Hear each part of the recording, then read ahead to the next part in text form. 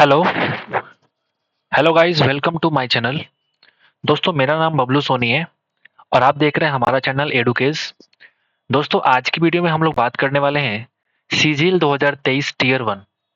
इसके हम लोग मैथ्स का सॉल्यूशन करेंगे और ये पेपर का नंबर होगा सेट नंबर 6, क्योंकि 17 जुलाई के शिफ्ट 2 का हम लोग इसमें सॉल्यूशन करने वाले हैं मैथ्स का। ठीक है, जैसा कि आपको पता है कि हम लोग पहले 5 सेट कर चुके हैं और ये हमारा छठा सेट होगा। ठीक है, तो आइए शुरुआत करते हैं टाइम वेस्ट किए बिना। ये हमारा रीजनिंग से शुरुआत हो रही है, तो हम लोग मैथ्स के पास चलते हैं। चलिए।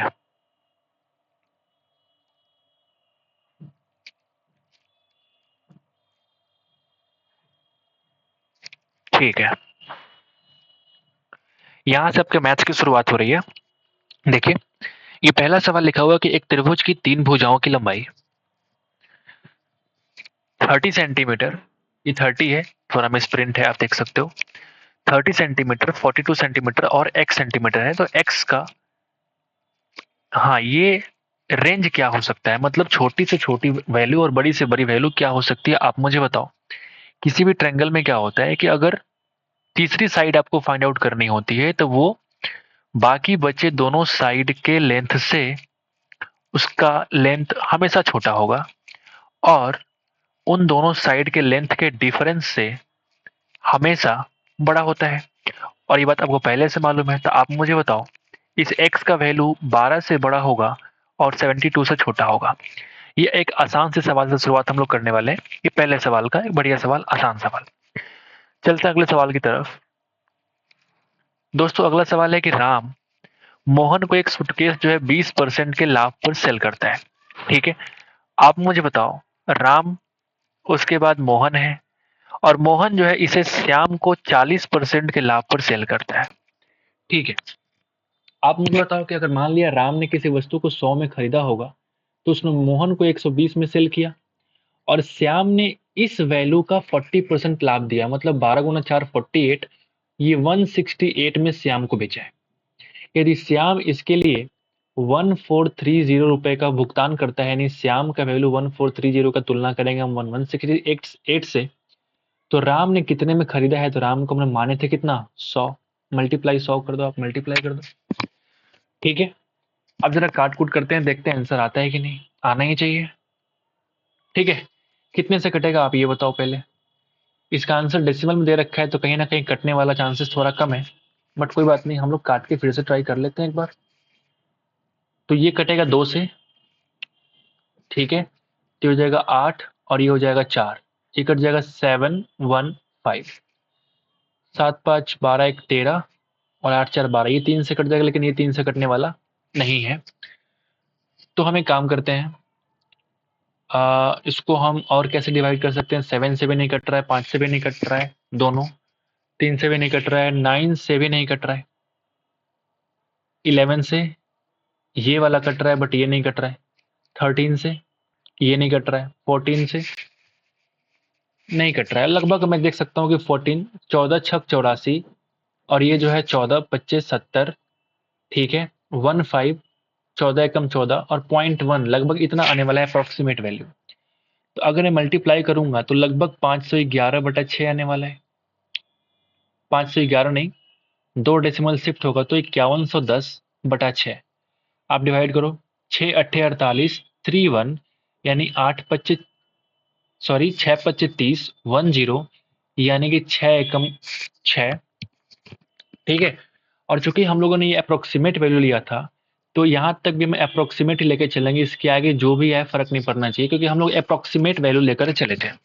ठीक है, एक्यूरेट वैल्यू निकालने का मतलब ही नहीं बनता है, क्योंकि आप देखो कितना बड़ा बड़ा गैप है ऑप्शन के अनुसार। ठीक है, तो आप इस तरह से इसका आंसर टेक आउट कर सकते हो। ठीक है, चलते हैं नेक्स्ट क्वेश्चन की तरफ। अगला सवाल है कि 15 पुरुष किसी काम को 25 दिनों में कर सकते हैं, यानी 15m इंटू 25, और 25 महिलाओं के बारे में कह रहा है कि 25f जो है उसी काम को 40 दिनों में कर सकते हैं। 5 गुना 5 और 5 अट्ठे 40, ये 5 से फिर से कट जाएगा 5 बार में और 5 से ये कटेगा 3 बार में, यानी मेरे पास m और f का रेशियो मिल चुका है। f वाला इधर आ जाएगा 8 और 3 वाला इधर, तो ये इन दोनों का रेशियो हमको मालूम चल गया कि मेल और जो फीमेल का रेशियो है वो कितना है 8:3। और ये क्या है, इफिशियंसी का रेशियो है, पता है आपको। सभी 15 पुरुष और 25 महिलाएं एक साथ काम करें तो कितने दिन में पूरा हो। किसी एक को आप मान लो ना, इधर से मान लो किसी एक को, तो 15 गुना 8 हो जाएगा। कितना हो जाएगा, लिखेंगे 15 गुना 8 इंटू 25, ये पहले से मालूम था। आपसे बोला 15 पुरुष यानी 15 गुना 8 और प्लस 25 महिलाएं यानी 25 गुना 3। इन सब के लिए आपको टाइम कैलकुलेट करना है, कितना दिन लगेगा।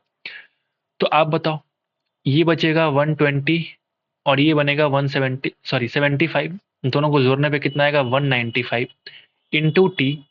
और ये आपको देख सकते हैं 15 इंटू 8 इंटू 25। 9 5 14, एक 15, 3 से भी कट रहा है, 3 से काटता हूँ, 3 पचे 15 और ये 3 से कटेगा, 3 छक 18, 3 पचे 15। ठीक है, ये 5 से कट जाएगा 13 बार में, यानी टी की वैल्यू आने वाली है 25 गुना 8 यानी कि 200 बटा 13। 13 एकम 13, 7 जीरो, यानी 13 पंजे 65, बच गया 5 और नीचे बचेगा 13। यानी 5 इंटीजर 5/13 इतना डेज लगेंगे जब 15 पुरुष और 25 महिलाएं मिल करके काम करेंगे। ठीक है, बढ़िया सवाल था, आगे बढ़ते हैं। अगला सवाल ये कहता है कि ए बी और सी किसी एक समान बिंदु से दौड़ना शुरू करते हैं और वे 200 नहीं, एक यहाँ छुपा हुआ है, देखो 1200 मीटर लंबाई के एक वृत्ताकार ट्रैक के परितः दौड़ रहे हैं। ये ट्रैक वाला सवाल हर शिफ्ट में ऑलमोस्ट पूछा गया, आप देखो हर 2 शिफ्ट में एक बार तो आ ही जाता है।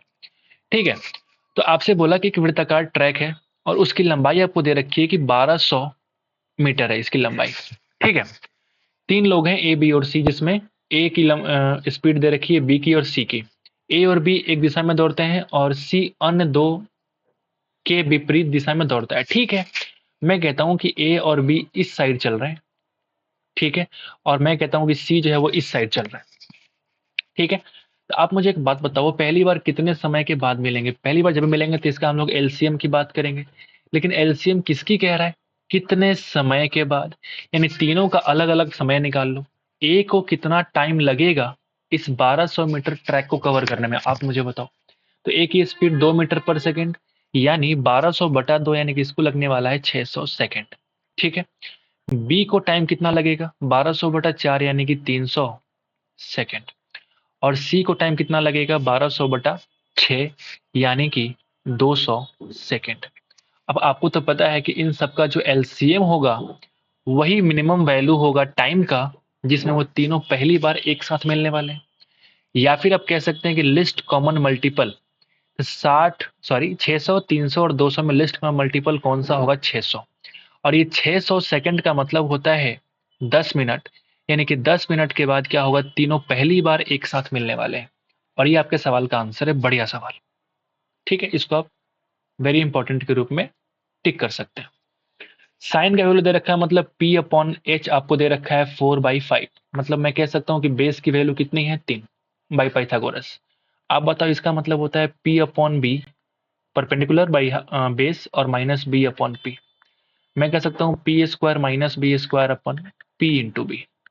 पी स्क्वायर कितना था 4 और ये 5। ठीक है, तो 4 का स्क्वायर कितना हो जाएगा 16 और माइनस बेस कितना वैल्यू आया 3 का स्क्वायर हो जाएगा 9 और पी इंटू बी का मतलब 4 गुना 3 यानी कि 12। ये आने वाला 7/12। आसान सा सवाल। चलो अगले सवाल में चलते हैं।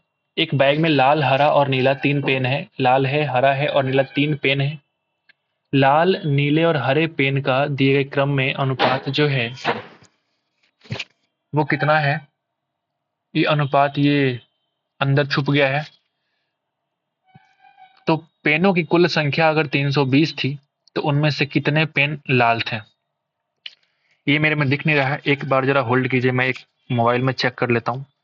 लैपटॉप में ऐसे शो कर रहा है, बस 1 मिनट।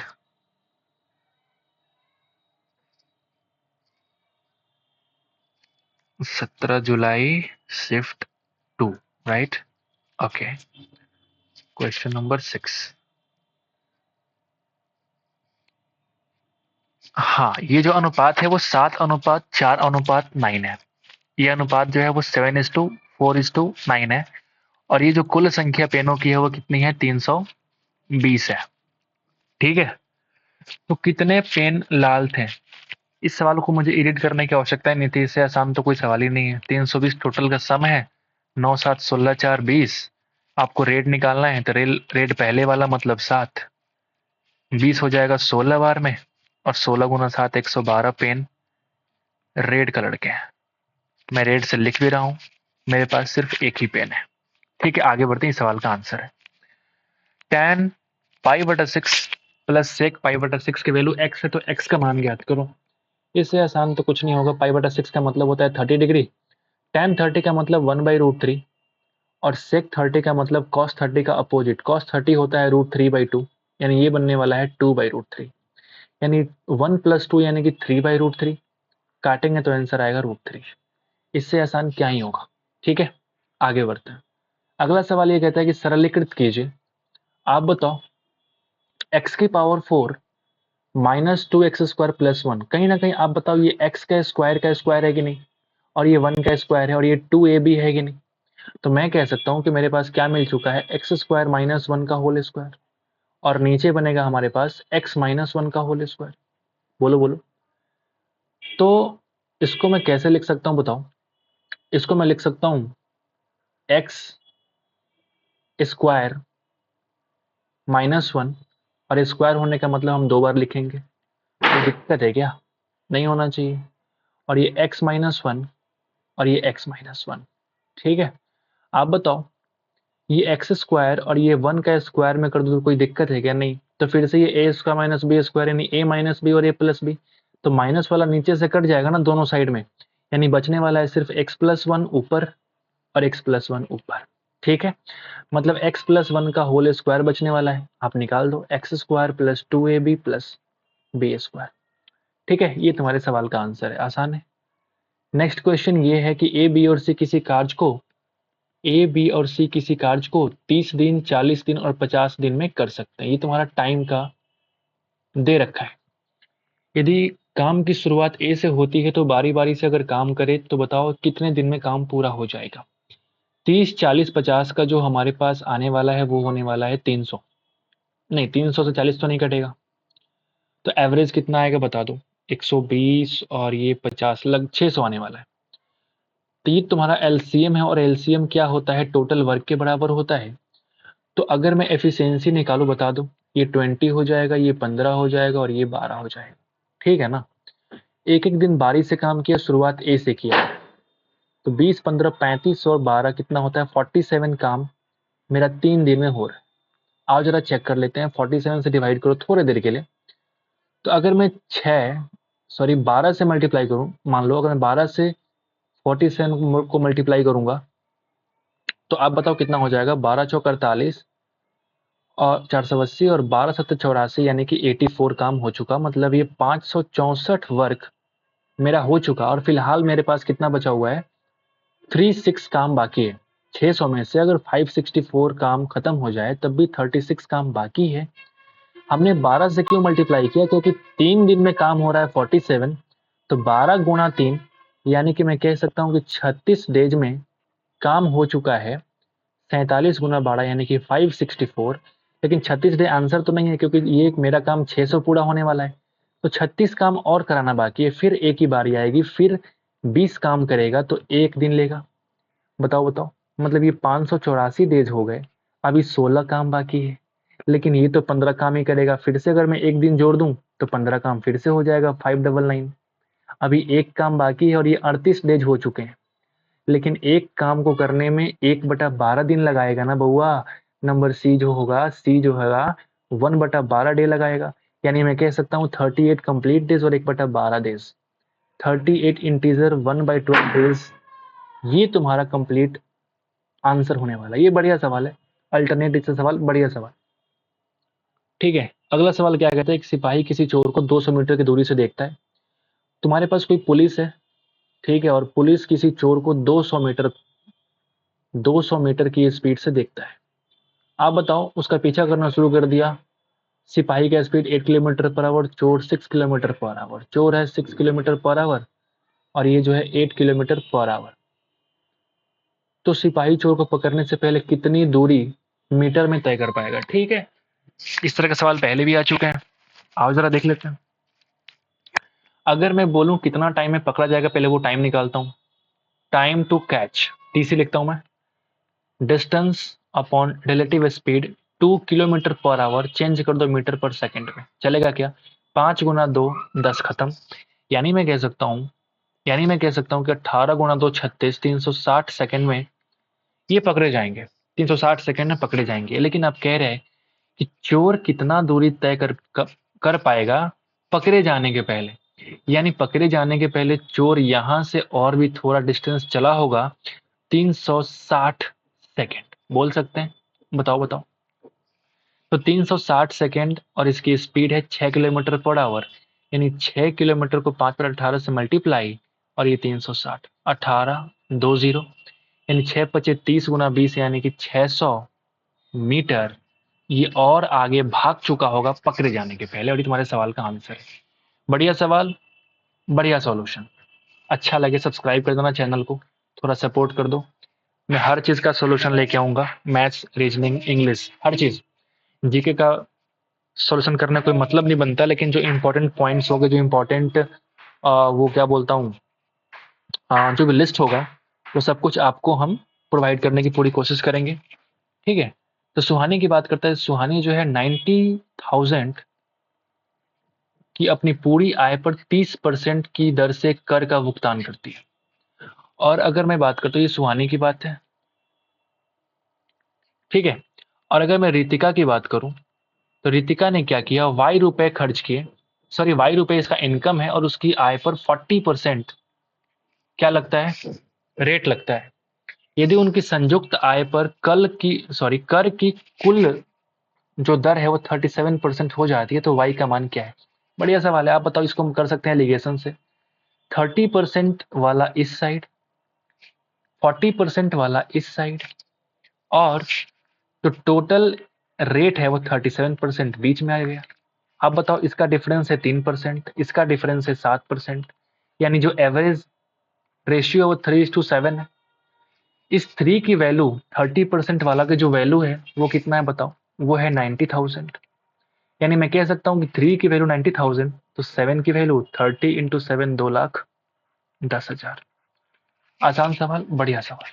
ठीक है, आगे बढ़ते हैं, नेक्स्ट क्वेश्चन की तरफ चलते हैं। अगला सवाल क्या कहता है? अगला सवाल ये तुम्हारा पाई ये तालिका चार्ट है। ठीक है, ये प्रतियोगी परीक्षा की बात कर रहा है, अलग अलग स्टेट से उपस्थित छात्र कितने हैं, कितने आपके पात्र पाए गए छात्र हैं, और कितने चयनित यानी सिलेक्टेड उम्मीदवार हैं। तो आपसे पूछा कि समीक्षाधीन अवधि के दौरान महाराष्ट्र चयनित उम्मीदवारों की संख्या, महाराष्ट्र किधर है, महाराष्ट्र इधर है, तो महाराष्ट्र से चयनित इतने सारे लोग हैं। ठीक है, इसी अवधि के दौरान समीक्षाधीन क्या है भाई? समीक्षाधीन क्या है, मुझे पता नहीं चल रहा है समीक्षाधीन। ठीक है, देखता हूं। इस अवधि के दौरान दिल्ली से चयनित उम्मीदवारों की संख्या का लगभग कितने प्रतिशत है? दिल्ली किधर है, दिल्ली वाले इधर चयनित है। मुझे लगता है कि इन सबको आपको ऐड करना पड़ेगा थोड़ी देर के लिए। आप बताओ, अगर मैं दिल्ली की बात करूं, तो दिल्ली से कितना सिलेक्शन हुआ बताओ? तो 9 × 4 = 13, 9 × 19, 9 × 9 = 18, 4 × 22, 7 × 29 और 8। फिर से कर लेता हूँ फास्ट करने में दिक्कत हो जाएगी। 8 × 15 और 9 24 और 4 28 और 9 37, यानी कि 370, प्लस 8 × 4 = 12 और 2 14, यानी कि 384 दिल्ली से लोग सिलेक्शन लेते हैं। अगर हम महाराष्ट्र की बात करें, बताओ, तो महाराष्ट्र से कितना सिलेक्शन होता है बताओ? ये देखो, 8 × 7 = 15 और 8 × 6 = 14, 29 और 6 = 35, यानी कि 350, प्लस 5 × 4 = 9 5 14, यानी कि 364। तो मेरे हिसाब से सवाल ये पूछ रहा है कि ये वाला वैल्यू इस वैल्यू का कितना प्रतिशत है। तो निकाल देते हैं, 364 ऊपर, 384 नीचे, इंटू 100%। आओ जरा मैं चेक कर लेता हूँ काट कूट करके। क्या ये 4 से कटेगा? बिल्कुल कटेगा। 4 × 9 = 36, 4 × 6 = 24, ये कट जाएगा। 4 × 9 = 36, 4 एकम 4। ठीक है, ये कट जाएगा 4 से 24 बार में, ये कट जाएगा 4 से 25 बार में। 25 × 1 25, 2 कैरी, 25 9 225, और 2 कितना हो जाएगा, 227, और नीचे है 24। आओ डिवाइड कर लो, 24 से कट जाएगा 9 टाइम्स, 9 टाइम्स कटेगा मतलब 216, ठीक है।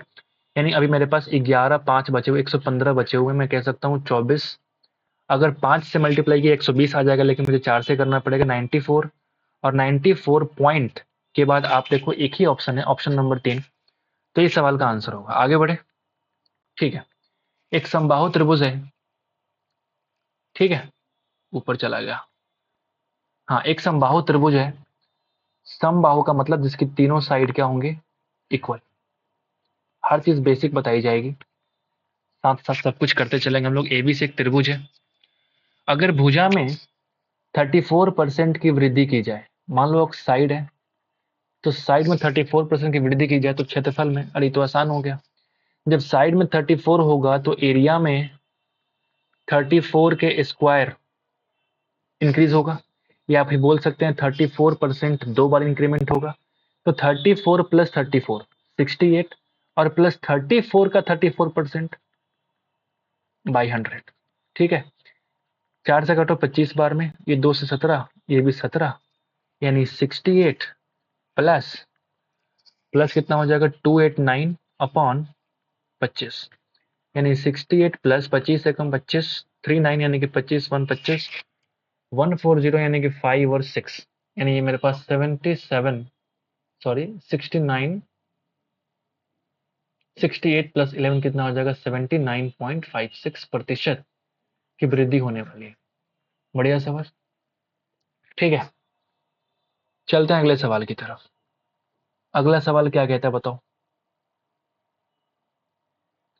एक वार्षिक साधारण ब्याज के एक निश्चित दर पर निवेश की गई राशि 7 वर्षों में प्राप्त मिश्र धन, अगर अमाउंट की बात करें एसआई में 7 वर्षों के बाद तो 14,522। अगर अमाउंट की बात करें मिश्र धन 11 वर्षों के बाद, ठीक है, तो 18,906। तो निवेश की गई राशि आपको प्रिंसिपल अमाउंट को फाइंड आउट करना है, ठीक है। बेस्ट तरीका क्या होगा, 7 साल 11 साल में 4 साल का फर्क है, और 4 साल में सिर्फ एसआई का बढ़ोतरी हुआ होगा। तो 4 ईयर्स में सिंपल इंटरेस्ट कितना मिला होगा आपको ये बताओ, जो दोनों का डिफरेंस होगा। दोनों का डिफरेंस कितना होगा, 14,522 और 18,522 होता तो 4,000 होता, लेकिन कितना एक्स्ट्रा होगा 78, तो 600 हो जाएगा। और 306 और 78 कितना हो जाएगा 384, यानी 4,384। ये तुम्हारा 4 साल का इंटरेस्ट है। 1 साल का निकाल लो आप, 4 एकम 4 0, 4 9 36, 2 4 यानी कि 1096।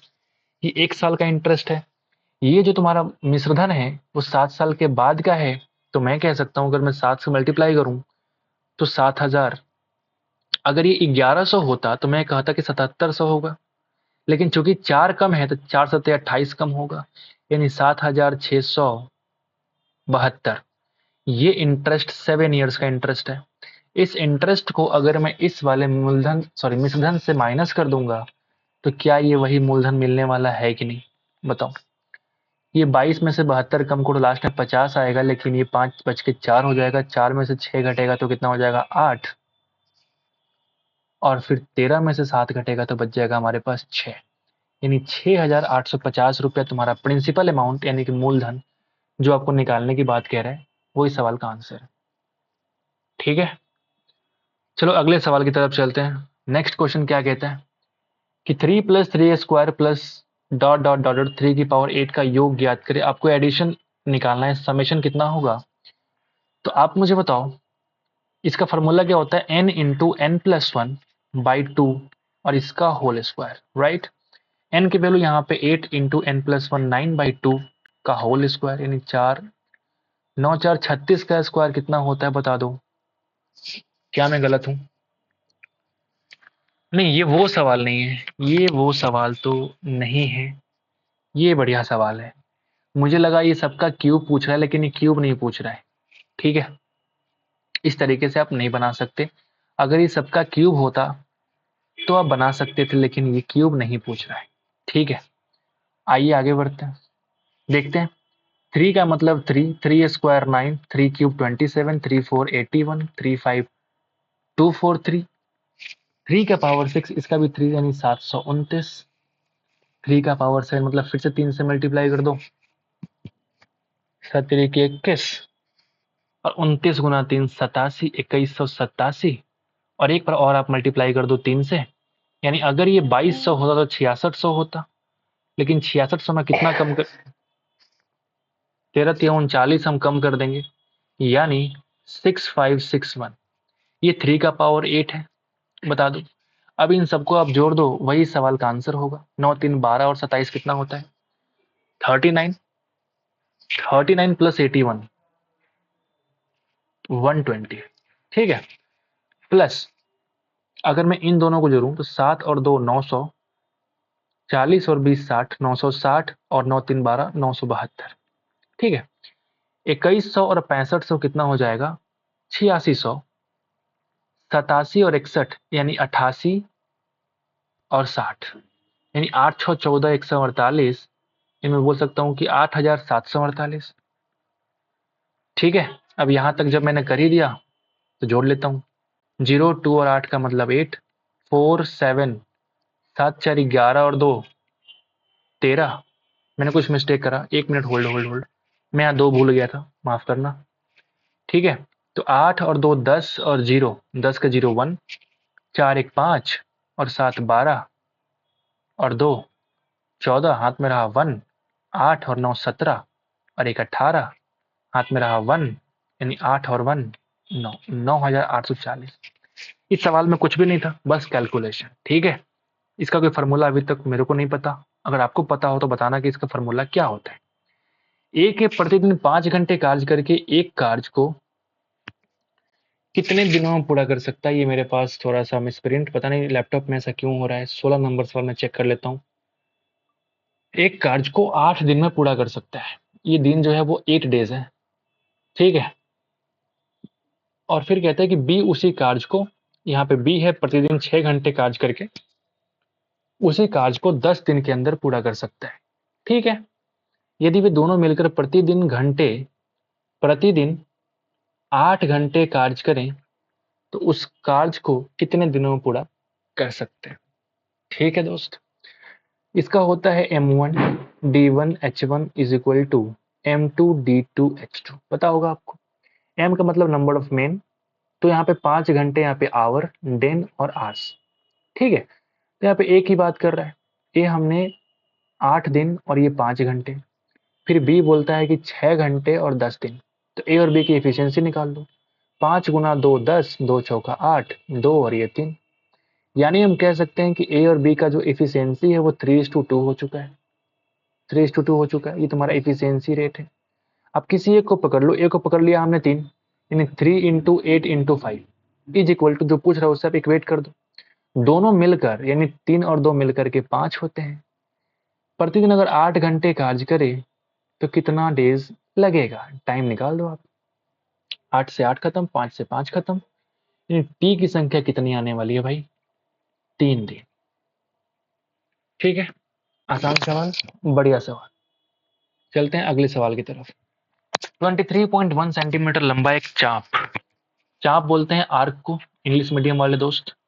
चाप बोलते हैं आर्क को वृत्त के केंद्र पर 18 डिग्री का कोण अंतरित करता है, तो उस वृत्त का क्षेत्रफल कितना होगा?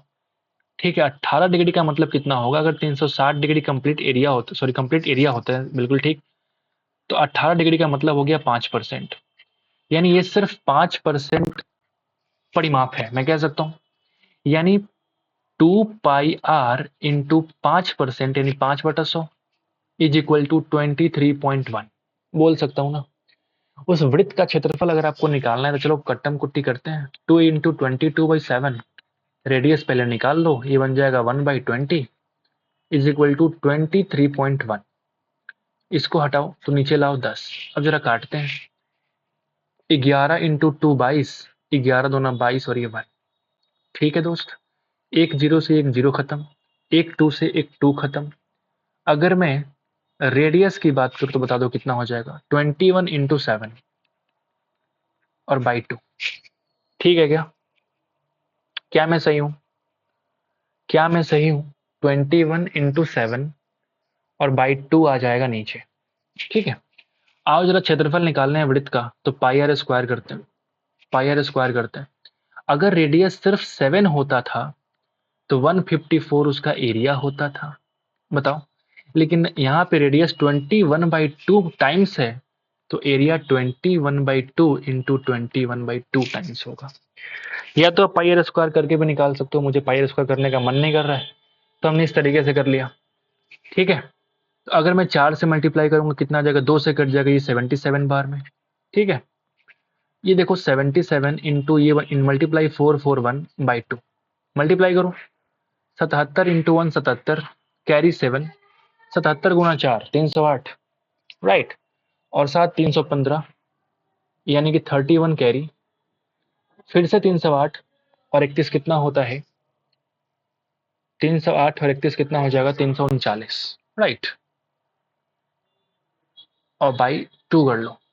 ठीक है, डिवाइड करो तो ये आ जाएगा तुम्हारे पास, ये 1, फिर 6, फिर 19 हो जाएगा 8, 15 हो जाएगा 7, फिर 8.50, ये तुम्हारा क्या हो गया, एरिया।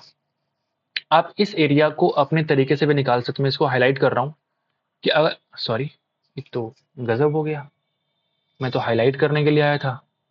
ठीक है, ये मैं हाईलाइट कर रहा हूँ, मैंने क्या किया था कि अगर किसी रेडियस में किसी वैल्यू से आप मल्टीप्लाई कर रहे हो ना, तो उस वैल्यू का स्क्वायर से अगर आप मल्टीप्लाई करोगे 7 के स्क्वायर के एरिया से, तो वो उसका एरिया आने वाला होता है। ठीक है, बढ़िया, आगे बढ़ते हैं दोस्त। अगला सवाल क्या करता है बताओ, एक महीने में एक स्टोर द्वारा 2500 लैपटॉप बेचे गए, 2500 लैपटॉप बेचे गए। ए द्वारा बेचे गए लैपटॉप की संख्या कितनी, 40%, और सी द्वारा बेचे गए लैपटॉप की संख्या के बीच का अंतर कितना, 8%, इन 32% का डिफरेंस है। क्या इसका 32% आप नहीं निकाल पाएंगे, बताओ बताओ।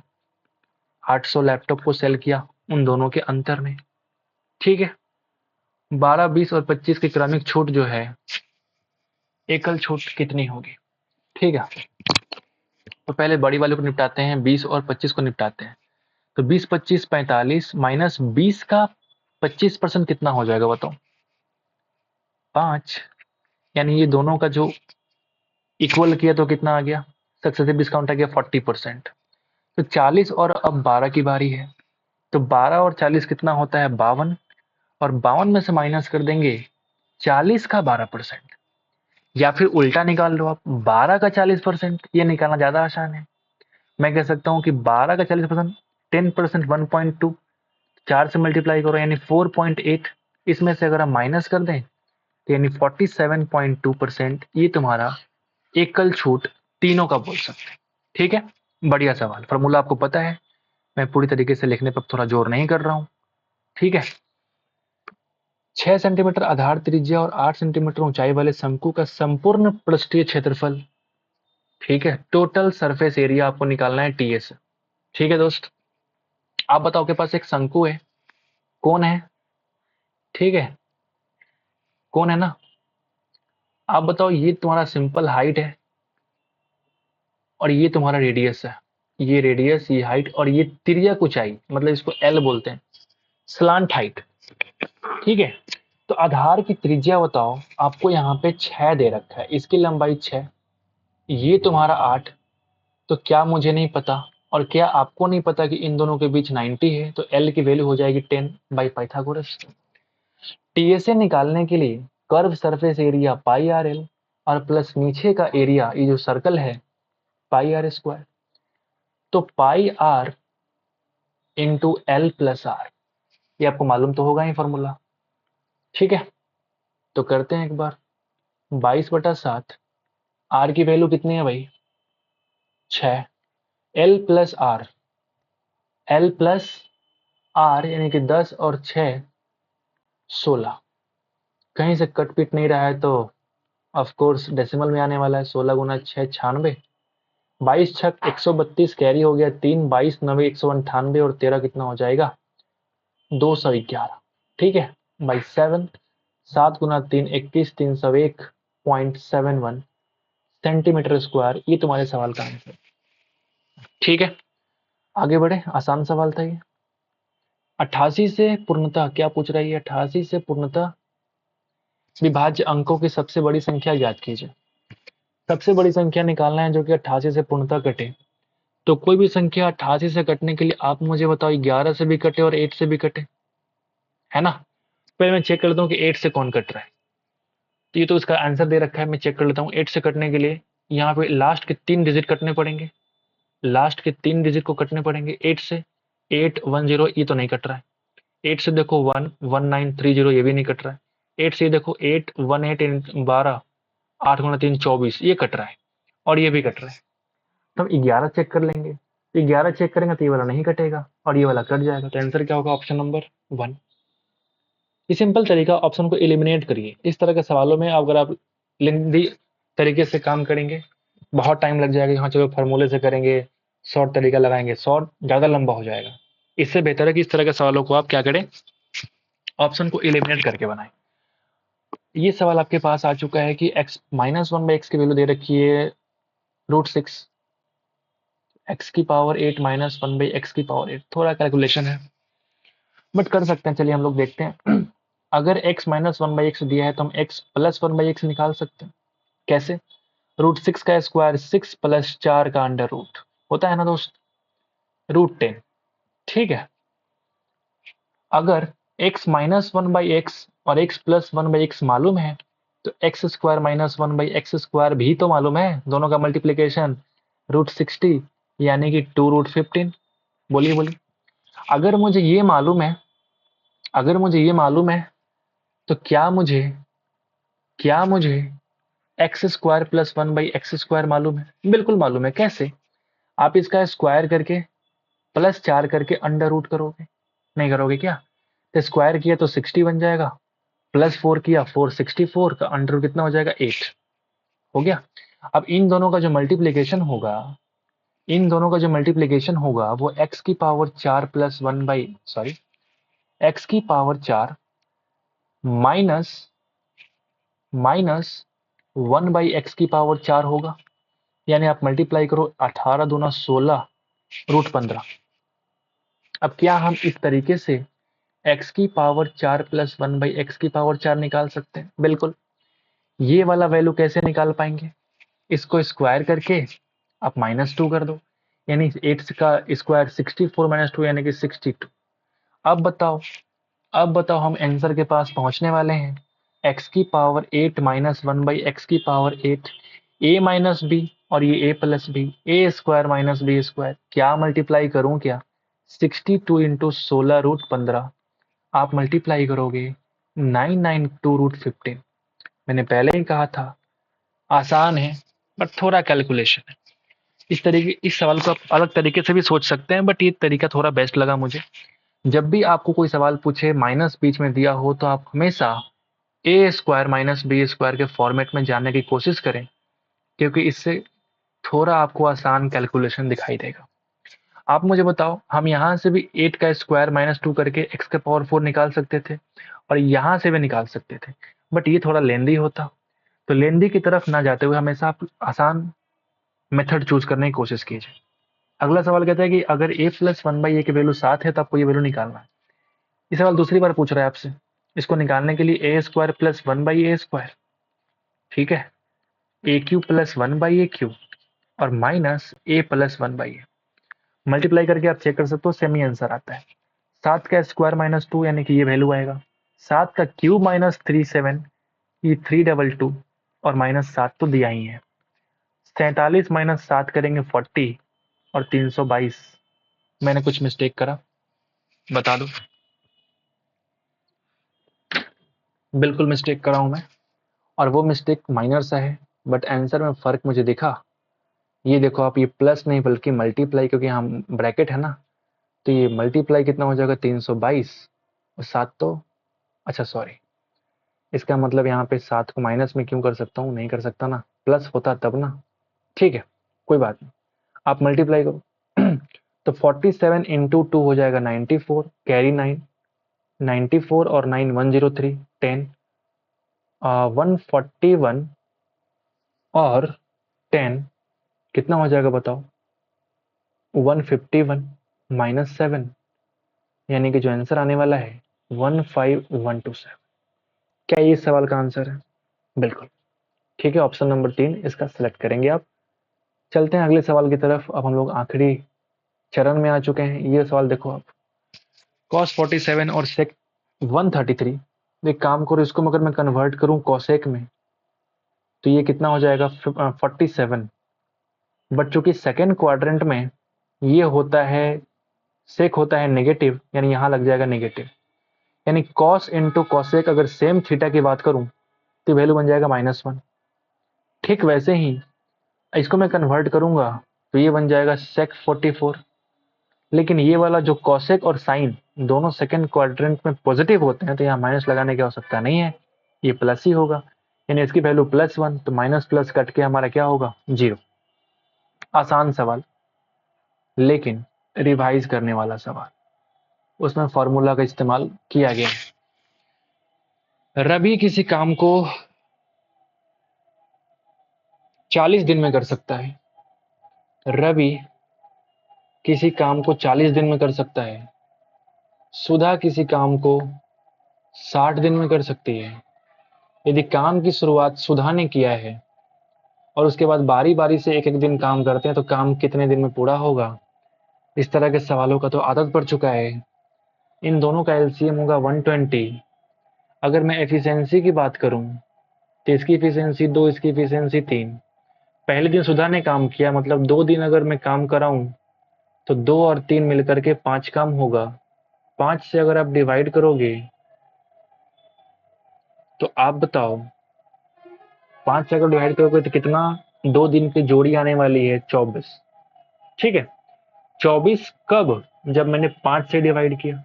और 5 का मतलब 2 दिन, 2 दिन में 5 काम हो रहे हैं, तो ऐसे ऐसे 24 बार 5 काम होंगे, तो 24 गुना 2 यानी कि 48 डेज में क्या हो जाएगा, काम पूरा हो जाएगा। ठीक है, तो आज की वीडियो में इतना ही। मिलते हैं किसी नए वीडियो में। तो आज के लिए थैंक यू सो मच। ठीक है, टेक केयर, गुड नाइट।